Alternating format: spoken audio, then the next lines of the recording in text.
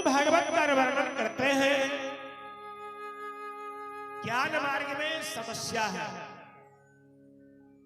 ज्ञानियों को परमात्मा को स्वयं पकड़ना पड़ता है और भक्तों को भगवान स्वयं पकड़ते हैं। इतना फर्क, इतना अंतर है। इसलिए ज्ञानी कभी कभी अपने मार्ग से गिर भी जाते, उनका पतन भी हो जाता है। लेकिन जो भगवान का भक्त होता है, नो में भक्ता प्रणश्यति, भगवान कहते कि मेरे भक्तों का कभी पतन नहीं होता है, विनाश नहीं होता है। बोले वृंदावन बिहारी लाल की। ऐसे भक्त प्रवर श्री प्रहलाद जी महाराज हैं। उनका चरित्र हम कल श्रवण कर रहे थे। आगे सुखदेव जी महाराज ने पूछा कि अब बताओ क्या सुनोगे। उसके उत्तर में परीक्षित जी महाराज ने पूछा है, मनवंतर के विषय में प्रश्न किया। ये महाराज, मनवंतर क्या होता है? मनवंतर का मतलब है समय का मापदंड, जिससे हम लोग समय को मापते हैं ना, तो समय के मापने का दंड समय, उसी को हम लोग मनवंतर कहते हैं। 14 मनु होते हैं, 4 युग होते हैं, सतयुग, त्रेता, द्वापर, कलयुग। ये चारों युग बारी बारी से क्रमशः जब एक बार क्रॉस कर जाता है तब होता है एक चतुर्युगी। और इस प्रकार से 71 बार जब पास करता है, बोले तब महाराज एक मनु का समय होता है। और इस प्रकार से 14 मनु जब पास हो जाते हैं तब एक कल्प होता है। और उस कल्प के हिसाब से एक और दिन माना जाता है। और उसके हिसाब से ब्रह्मा की 100 वर्ष की आयु है। बोले भक्त वत्सल भगवान। यहाँ पर सुखदेव जी महाराज परीक्षित को सुना रहे हैं। वह कथा है चाक्षुष मनवंतर की। चाक्षुष मनवंतर में बड़ी अच्छी कथा है गजेंद्र मोक्ष का। भगवान ने गजेंद्र के संकट को दूर किया। बड़े प्यार से सुखदेव जी महाराज सुना रहे हैं। बोले आसीद गिरिवरो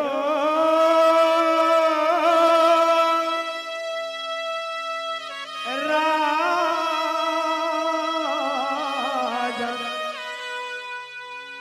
त्रिकोटित विस्तृता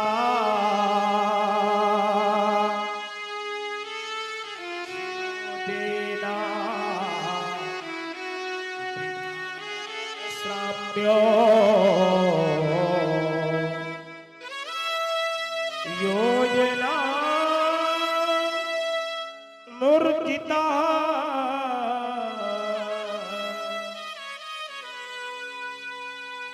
सुखदेव जी महाराज ने कहा, परीक्षित, त्रिकूट नाम का पहाड़ है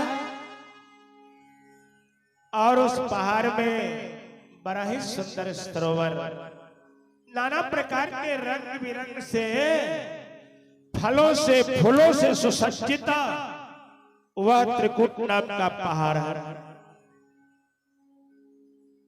जहां गजेंद्र हाथी निवास करता है। गजेंद्र हाथी है, उसका नाम है गजेंद्र। ये सभी हाथियों का राजा है, इसलिए इसका नाम रखा गया गजेंद्र। भक्तवत्सल भगवान की। मधुर मधुर नाम सीताराम सीताराम मधुर मधुर नाम सीताराम सीताराम मधुर मधुर नाम सीताराम सीताराम मधुर मधुर नाम सीताराम मधुर मधुर नाम सीताराम सीताराम मधुर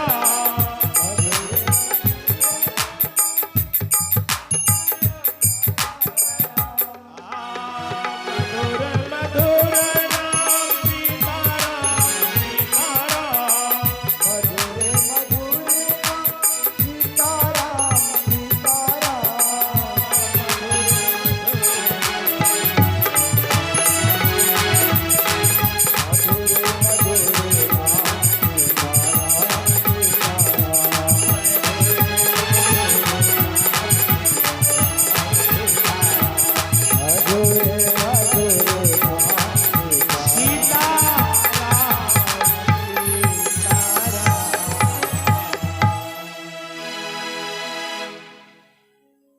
गजेंद्र हाथी उस त्रिकूट पहाड़ पर निवास करता है। इसके बड़े लंबे चौड़े परिवार है। इनके 50 पत्नियां, 150 लगभग इनके लड़के बच्चे।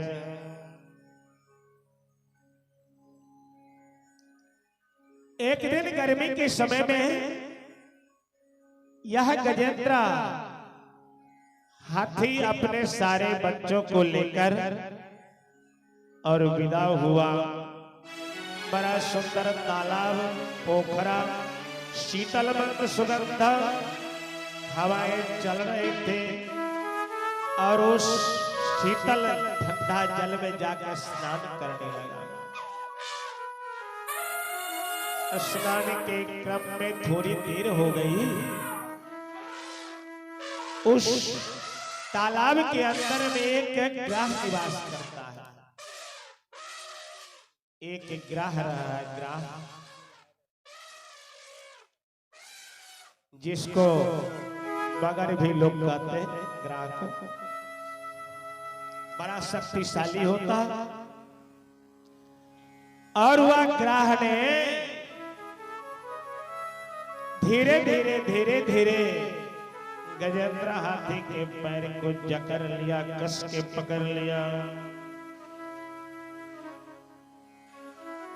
अब महाराज जब गजेंद्र हाथी के पैर को कस के पकड़ लिया ना, तो हाथी ने सोचा कोई छोटा मोटा जीव होगा, पानी का रहने वाला, मुझे क्या कर सकता है। लेकिन देखते देखते देखा वह पानी का जल जंतु, पानी में रहने वाला जीव उस गजेंद्र को कमजोर करने लगा। गजेंद्र कमजोर होने लगा, उसके रक्त को, खून को चूसने लगा और हाथी सनई सनई धीरे धीरे बलहीन होने लगा। अब जब महाराज हाथी पाले अपनी ताकत लगाई, हम लोग भी जब कोई संकट आता है ना, तो पहले अपना बल लगाते हैं। जब अपने बल से काम नहीं चलता है, सगे संबंधी से सहायता मांगते हैं और उससे भी काम नहीं चलता है, तब भगवान को पुकारते हैं।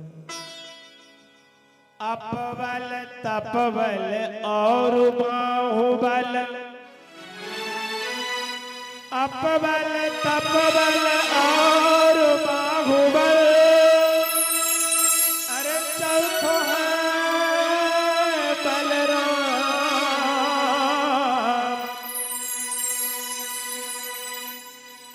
अपनी ताकत लगाता है संसारिक जीव, लेकिन जब छूट नहीं पाता सगे संबंधी को पुकारता। हाथी ने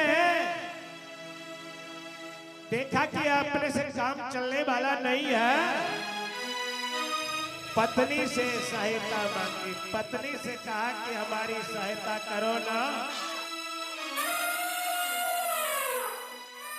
अरे तुम्हारे साथ में हमारा और तुम्हारा शर्त है, प्रतिज्ञा। गांठ बांध कर अग्नि के सामने प्रतिज्ञा हुई थी कि तुम्हारे दुख में हम दुखी और हमारे दुख में तुम दुखी, तुम्हारे सुख में हम सुखी और हमारे सुख में तुम सुखी। इसलिए मेरे ऊपर आपत्ति आई है, सहायता करो ना। सारी पत्नियां हाथी को सूर में सूर मिलाकर और वह राह से खींचने लगी। लेकिन महाराज ग्रास से मुक्ति हाथी को नहीं मिली, छूट नहीं पाया। सारी पत्नियां मुंह मोड़ कर चलने लगी। हाथी ने कहा जा रही हो? बोले तो तुम मर जाओगी, यही तो तुम्हारे साथ हम थोड़ी मर जाएंगे। ये दुनिया ऐसी है, ये दुनिया ऐसी है मतलब का यार। अरे एक दिन ऐसा आएगा को काहू की ना, अरे घर के नारी को कहे तन के नारी ना।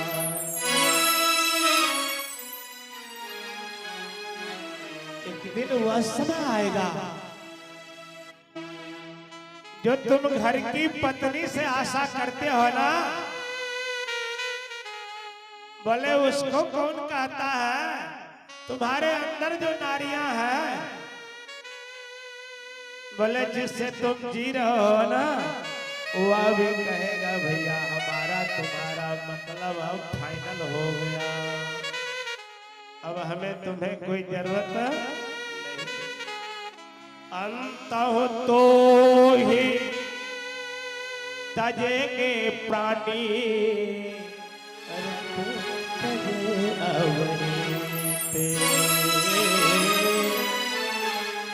ये संसार के ऐसे लोग हैं कि एक न एक दिन धक्का मार के तुमको त्याग देगा। जिसको बाप बाप करके एकदम कस के जकड़ के पकड़ा है मुट्ठी से, एक न एक दिन ये दुनिया ठुकरा देगी। ये दुनिया है मतलब का। इसलिए ओरिजिनल प्यार करो परमात्मा से। गजेंद्र हाथी ने देखा कि मैं झूठे किससे सहायता मांग रहा हूं। अरे मांगना है तो सुन मुरली वाले सुनो, मांगो उस मुरली बाल जो होता कभी कार नहीं। मांगना ही है तो दुनिया के लोगों से क्या मांगते हो? उस परमात्मा से मांगो जहां कभी इनकार नहीं होता है।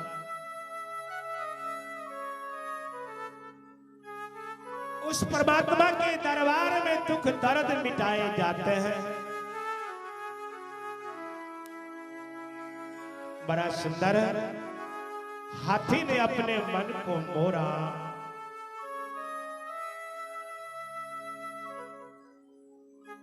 बोलिए बाल कृष्ण। और बच्चों से कहा, इनके बच्चे भी 150 थे ना, जिस बच्चे को हमने कमा कर लालन पालन पोषण किया, बच्चों से कहा पत्नियां चली गई। बच्चों से कहा बेटा मैंने तुमको परिश्रम से लालन पालन किया है, बोले हमारी सहायता करो न। सारे बच्चे जितने हैं सब सूर में सूर मिलाकर हाथी का और खींचने लगा, लेकिन टस से वश नहीं होया, ग्रास से मुक्ति नहीं मिले। बच्चे भी चलने लगे, बोले पापा जी, बोले तुम भूखे मर जाओगे तो मैं थोड़ी तुम्हारे साथ मर जाऊंगा। बोले भक्त भगवान। जय गजेंद्र को होश आया,